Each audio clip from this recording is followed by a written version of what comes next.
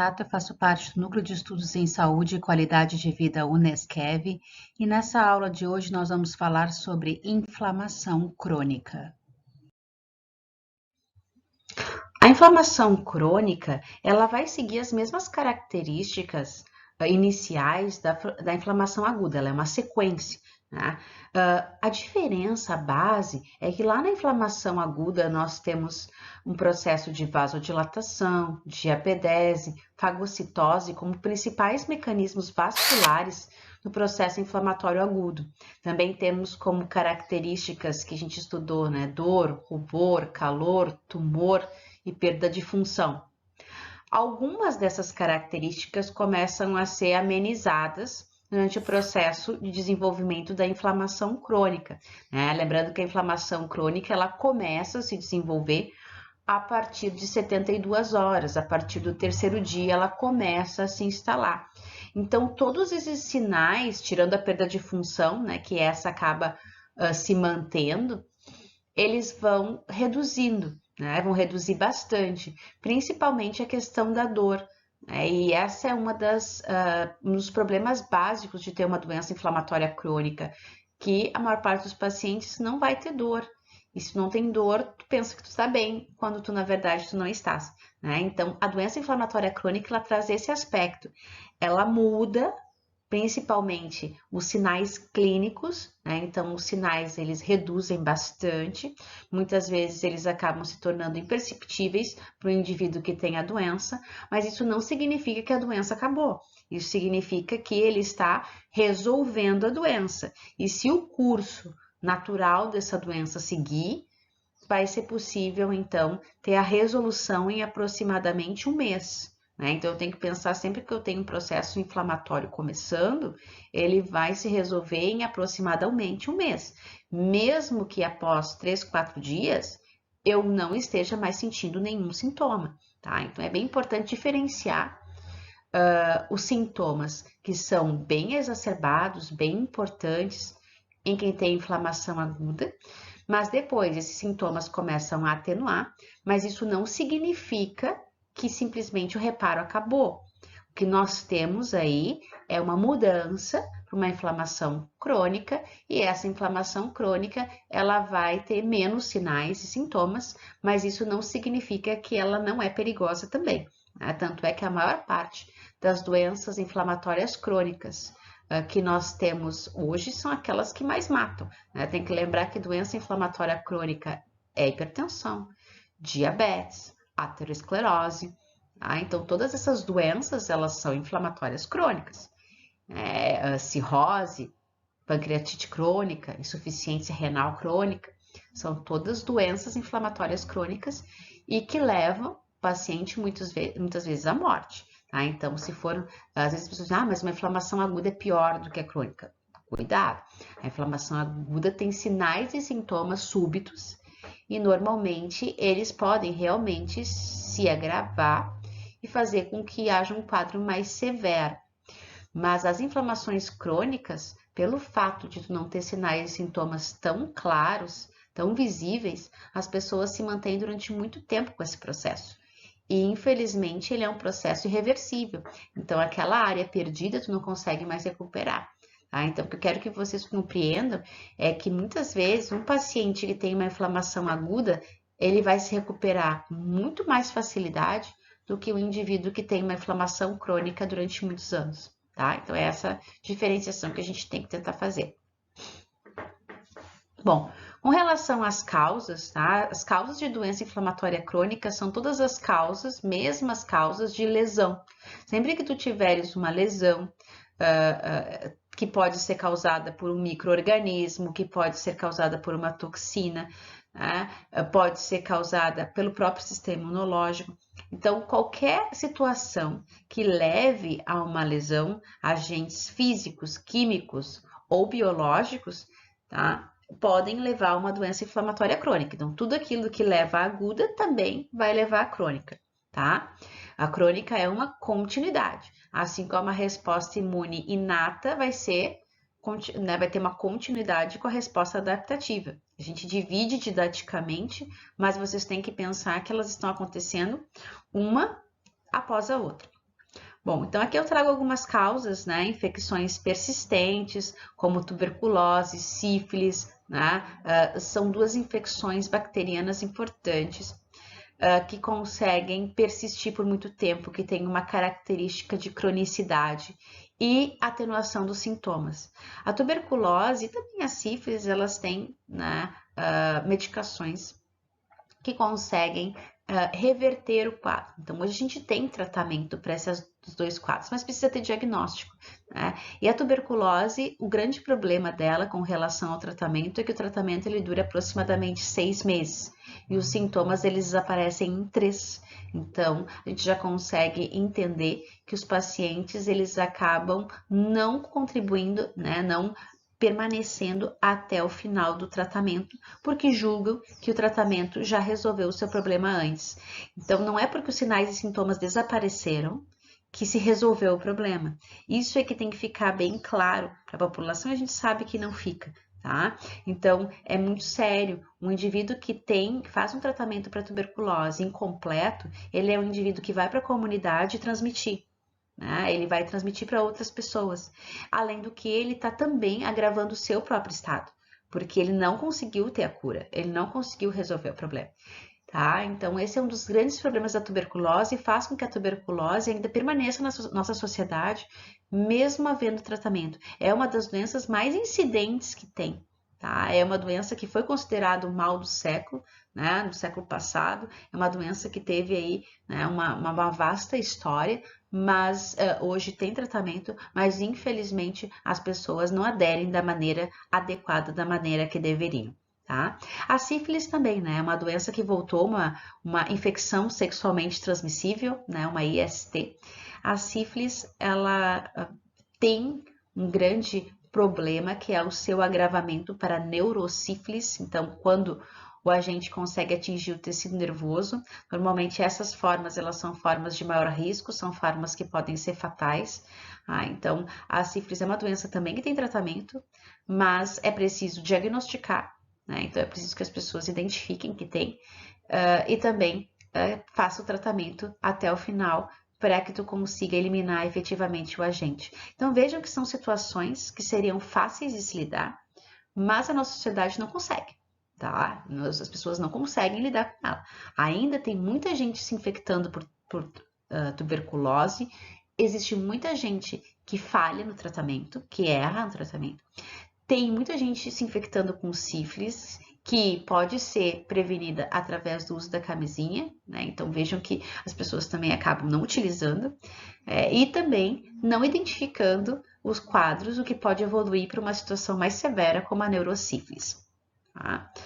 Então são duas doenças causadas por micro-organismos que podem ter uma forma crônica e as pessoas não se darem conta, né, que estão com um quadro tão grave, mas ao mesmo tempo elas estão com um processo que está se espalhando pelo sistema, então ele pode se tornar sistêmico e pode trazer muito mais comorbidade para essas pessoas. Bom, outra situação que a gente tem, por exemplo, é a aterosclerose. A aterosclerose é uma doença inflamatória crônica gravíssima, que é aquele acúmulo de gordura, né? Na verdade, são placas que vão sendo formadas, principalmente em bifurcações arteriais. Essas placas se formam abaixo do endotélio e elas, então, têm um crescimento positivo em direção à luz do vaso, provocando muitas vezes oclusão, que acaba levando a um processo isquêmico. Como, infelizmente, bifurcações arteriais mais comuns de depósito dessas placas são as coronárias, que irrigam o coração, e as carótidas, que irrigam o tecido nervoso. Esses são os dois locais preferenciais para a formação de placas obstrutivas, né? Então, quadros isquêmicos. Então, é por isso que a aterosclerose está fortemente relacionada com um desfecho de infarto agudo do miocárdio e acidente vascular encefálico. Então, vocês podem pensar uma doença inflamatória crônica que se desenvolve ao longo dos anos, com praticamente nenhuma sintomatologia. Tá? Então, ninguém sabe o tamanho da sua placa aterosclerótica, vai saber quando tem um evento agudo, né? Vai saber quando tem uma situação de isquemia, uma situação de obstrução, e que muitas vezes pode ser, inclusive, fatal. O que são esses agentes tóxicos que acabam levando à aterosclerose? uma alimentação rica em carboidratos, em ácidos graxos saturados, gordura trans. Então, uma má alimentação, sedentarismo, acabam favorecendo para o desenvolvimento da placa aterosclerótica, porque são situações que elevam o nosso colesterol LDL. Por fim, doenças autoimunes, né? Doenças autoimunes, na verdade, são uma falha, são um erro do nosso sistema. E quem tem uma doença autoimune vive em um processo de surto e remissão, né? Desde que ela não esteja controlada por medicamentos. Mas a pessoa tem um surto e naquele momento ela tem um ataque importante autoimune, né? Então existem as células imunológicas atacando um tecido que é próprio do organismo, isso é uma falha, e com isso se tem algum dano. A gente tem aí como principais doenças autoimunes a diabetes do tipo 1, né? O ataque é ao pâncreas, fazendo com que não se tenha mais produção de insulina. Nós temos também lúpus eritematoso sistêmico, né? É uma doença sistêmica, porque ela acaba não reconhecendo estruturas, ela forma imunocomplexos, né? Então ela acaba atacando vasos, então tem uma reação vascular e pode acontecer em qualquer vaso do teu sistema. Tá? Esclerose múltipla é uma doença autoimune também muito importante.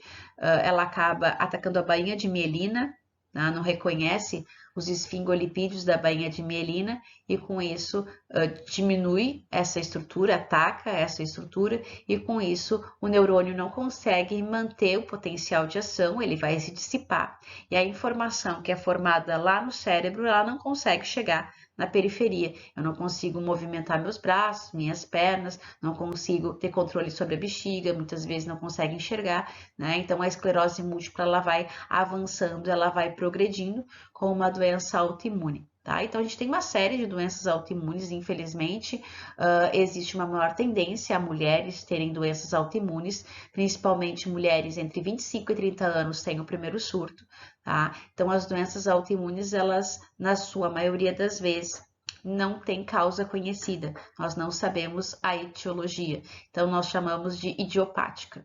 Tá? Então, um dia talvez possa se reconhecer a causa, mas a maior parte das doenças autoimunes não sabe por que ela está se desenvolvendo. Né? Existem alguns estudos que mostram que existe uma tendência à hereditariedade, mas a hereditariedade não seria o papel fundamental. Existem alguns gatilhos ambientais que podem desencadear esse processo. Tá? Bom, com relação às células, né, agora a gente muda completamente o perfil.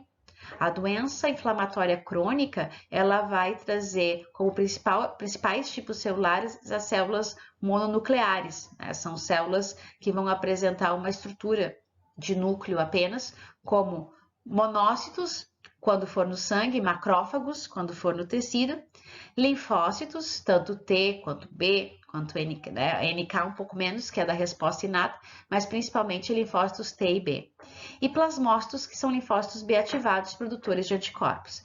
Então, a resposta inflamatória crônica, ela vai trazer predominantemente um grupo de células que são representativos da resposta imune adaptativa, né? É o que vai estar acontecendo. A resposta imune adaptativa celular e humoral vai estar acontecendo durante esse processo de inflamação crônica. Qual o problema da inflamação crônica? Ela precisa começar e terminar.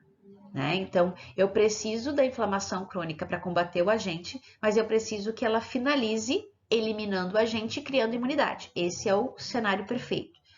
Porém, nem sempre isso vai acontecer, porque se a inflamação crônica ela persistir, o que eu vou ter é destruição tecidual. O que eu vou ganhar com a inflamação crônica, né, como é o caso da aterosclerose, como é o caso da hipertensão, da diabetes, das doenças autoimunes, né, o que eu vou ganhar com a doença inflamatória crônica persistente é que toda vez que eu destruir o meu tecido, toda vez que o meu tecido for lesionado, eu vou colocar no lugar fibra de colágeno, né, que é o processo de cicatrização. Eu vou criando cicatriz. Qual o problema da cicatrização? Ela é perfeita para que a gente possa finalizar o reparto tecidual, para que a gente possa conseguir fazer com que haja a finalização daquela lesão. Então, eu tenho que cicatrizar para preencher aquele espaço que está vazio, que foi lesionado e que as células morreram. Então, eu tenho que ter cicatriz. Porém, Quando eu tenho um processo inflamatório crônico, o meu risco é cicatrizar demais, é colocar demais fibra de colágeno, criando um estado chamado de fibrose. E a fibrose é um processo irreversível, onde eu substituo as células do tecido por células que vão ser produtoras de fibra de colágeno, por tecido conjuntivo, que só faz preenchimento.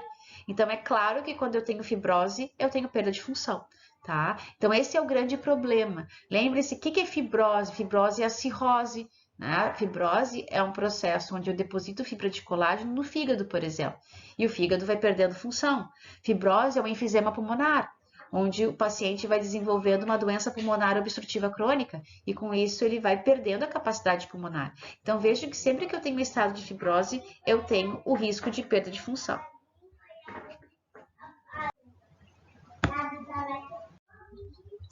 Aqui só para que a gente consiga, né, deixar um pouco mais claro as características do macrófago, né? Ele é um monócito, quando ele ainda está no sangue, ele vai realizar diapedese e com isso ele vai entrar no tecido lesionado e vai se tornar um macrófago tecidual. Eu tenho que ter muito cuidado, tá? Porque os macrófagos, quando ativados, eles vão depender muito da sinalização que está sendo dada para ele. Então, o macrófago é uma célula muito perigosa, no sentido de que ele tem, se tiver o estímulo para que ele possa permitir, né, que se resolva a lesão, que se faça a resolução da lesão, tudo vai estar resolvido com o menos risco para o desenvolvimento de um processo lesivo e a gente consegue eliminar o agente. Então, é vantajoso. Agora, a partir do momento em que o macrófago ele recebe estímulos excessivos, num processo inflamatório crônico contínuo, ele vai ser responsável por estimular os fibroblastos para que aconteça uma fibrose. Tá? Então, eu vou ter o risco do desenvolvimento de fibrose. Então, veja que o macrófago ativado, ele vai ter um papel, né, no processo de lesão tecidual, para que se possa combater a lesão, para que se possa resolver a lesão, mas ele também tem um importante papel na fibrose, já que ele vai ser o estimulador dos fibroblastos para que se possa produzir fibra de colágeno e com isso cicatrizar.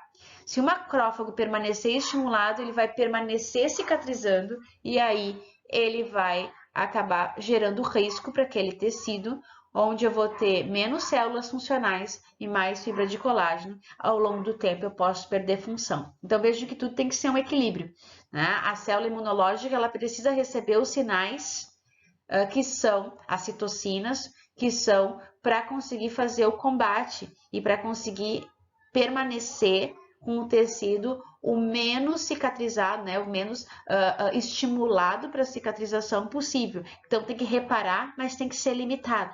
Se eu permanecer fazendo cicatriz, eu corro o risco da fibrose.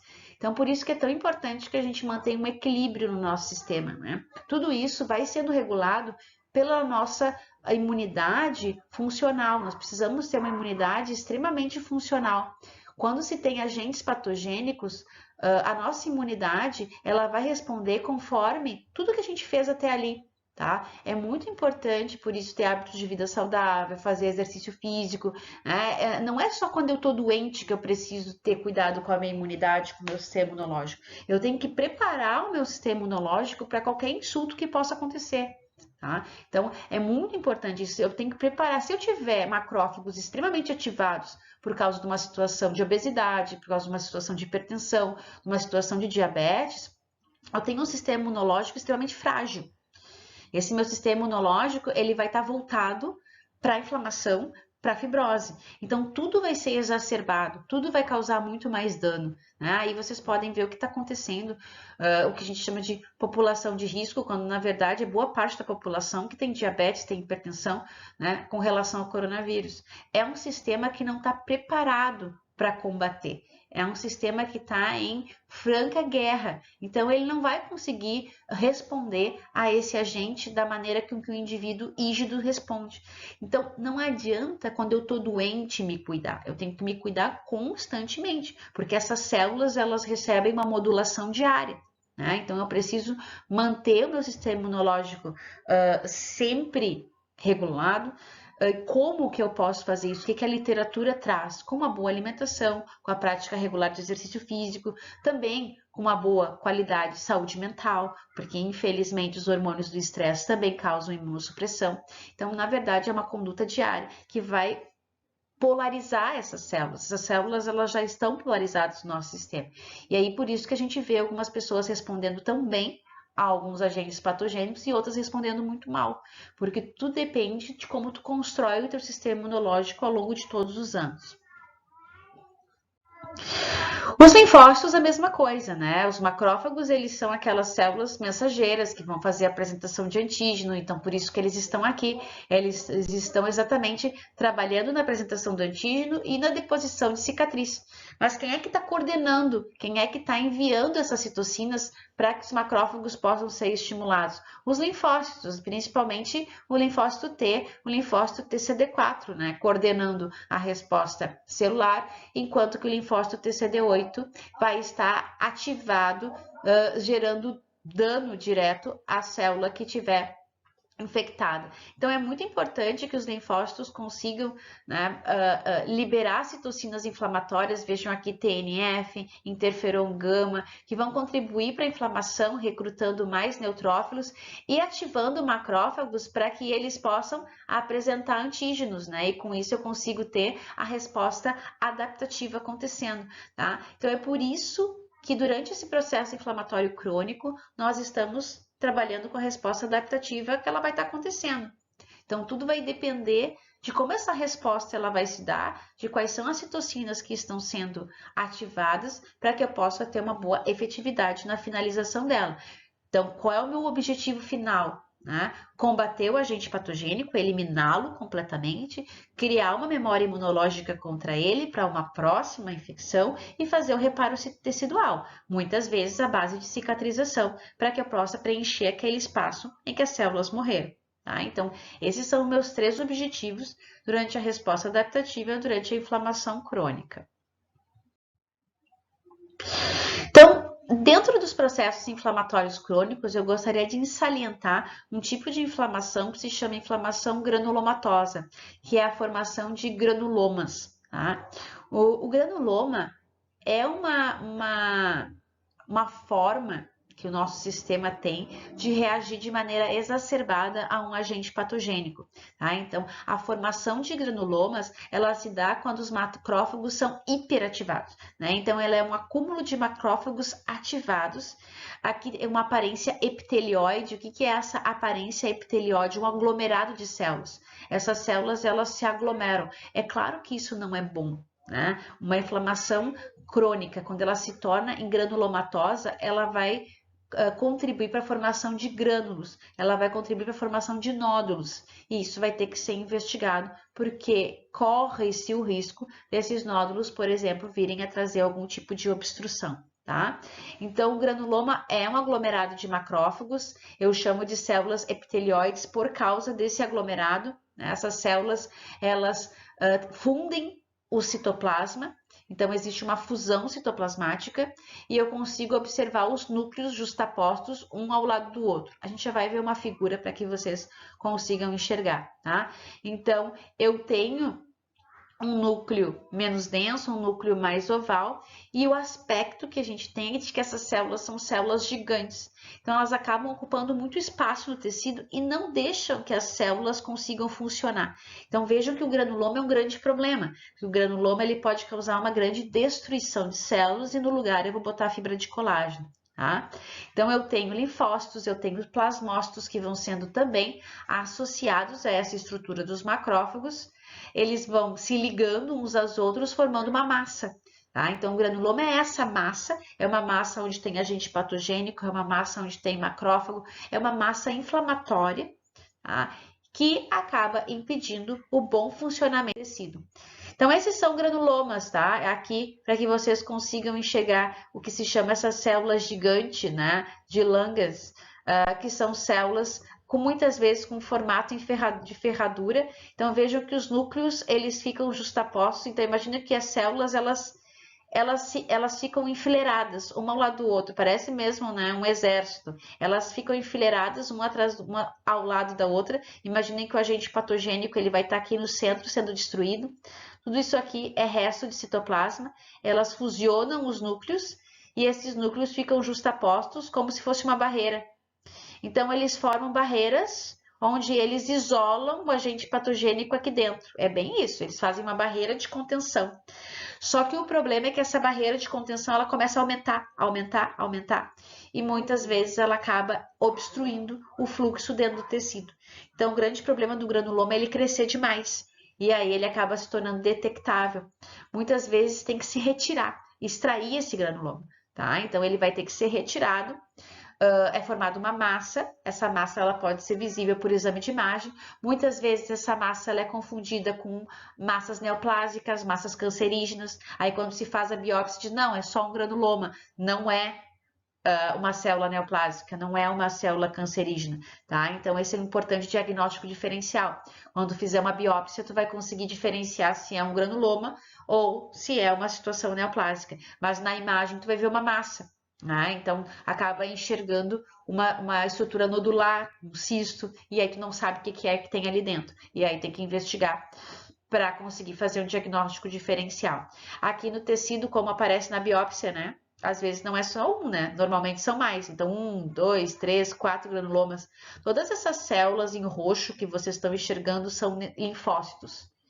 O tecido, quando tem granuloma, ele tem os macrófagos ativados, mas ele recebe um recrutamento maciço de linfócitos, vai estar cheio de linfócito T, linfócito B, tá? No meio do tecido. Aí é quando a briga ela tá bem feia, então os linfócitos eles resolvem também adentrar o tecido para continuar sinalizando, continuar produzindo anticorpos para tentar atacar. Os granulomas eles podem ser divididos em dois tipos, tá? Que são aqueles mais comuns. Existem os granulomas de corpos estranhos. O granuloma de corpo estranho eu chamo de um granuloma inerte. Eu posso formar um granuloma de corpo estranho por causa de uma partícula de talco, pólen, tá? São substâncias inertes, algo que não me causa mal, mas que o meu sistema não reconhece como próprio e gera um processo inflamatório que acaba evoluindo para a formação de granulomas, tá? Tem essas células epiteliais gigantes, talvez vocês já tenham ouvido falar, né, em retirada de corpo estranho. Então, são intervenções cirúrgicas que se fazem com pouco grau de invasão, né? A tentativa é uma invasão pequena que se possa fazer, porque essa retirada de corpo estranho ela vai favorecer para que o paciente não tenha risco de obstrução. Então, o granuloma inerte, eu não tenho que fazer a não ser retirá-lo porque não existe um agente, né? Não existe um micro-organismo ali. Na verdade, foi uma falha, foi um erro do sistema imunológico. Então, o melhor é fazer a retirada para que ele não cresça, porque ele pode continuar crescendo. Tu está com uma inflamação ativada, mesmo que ela não tenha razão de acontecer, ela vai continuar crescendo, tá? Então, por isso que é importante muitas vezes fazer essa retirada de corpo estranho. E os granulomas imunes, aí sim, aí tem um agente patogênico. E aí ocorre, né, a presença de micro-organismos e é contra esses micro-organismos que eu estou fazendo essas células gigantes. É contra eles que eu estou fazendo o ataque. E um dos principais exemplos que a gente tem é a tuberculose. A tuberculose é uma doença granulomatosa. Então, eu reconheço a tuberculose através da biópsia, eu posso ver esse granuloma e também a necrose caseosa, que é um tipo de morte celular exclusiva que acontece em estados de tuberculose. Então, assim, eu consigo fazer o diagnóstico da tuberculose através da histologia, através da biópsia, tá? Então, tuberculose, eu tenho Mycobacterium tuberculose, é um agente, né, o bacilo de Koch, ele é um agente patogênico e eu faço um granuloma contra ele, tá? Infelizmente, é claro que são situações que vão levando a fibrose, perda da capacidade pulmonar, se deixar a inflamação acontecer pelo curso natural, sem medicação, tá? Outro exemplo que eu posso trazer para vocês de doença granulomatosa, também importante, é a doença de Crohn. A doença de Crohn, ela leva à formação de granulomas. E uma biópsia que traga granulomas na doença de Crohn, ela vai fazer um diagnóstico diferencial com a retocolite, que é uma doença também inflamatória crônica, tá? Então, a retocolite ulcerativa, ela vai ter um acometimento muito parecido com a doença de Crohn, mas uma das formas de fazer um diagnóstico diferencial é através da biópsia, porque a retocolite ulcerativa, ela não tem granulomas, enquanto que a doença de Crohn tem granulomas, é uma doença granulomatosa, tá? Gostaram da nossa aula? Então fiquem ligados nas nossas redes sociais, no nosso canal do YouTube. Nós vamos ter uma série de cursos muito interessantes para que vocês possam se capacitar. Então inscrevam-se no nosso canal, sigam no Instagram e Facebook e fiquem bem informados. Até mais!